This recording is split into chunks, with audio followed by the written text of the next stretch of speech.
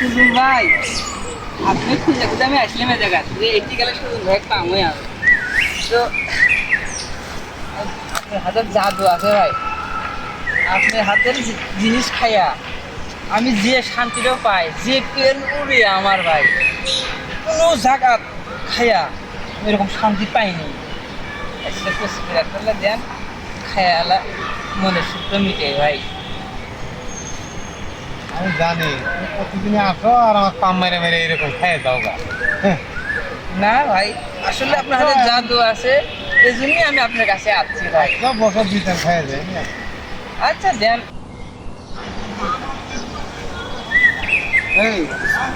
তোমরা কারা এখানে কি করো?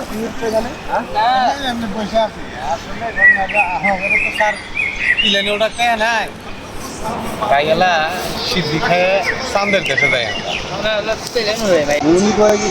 আমরা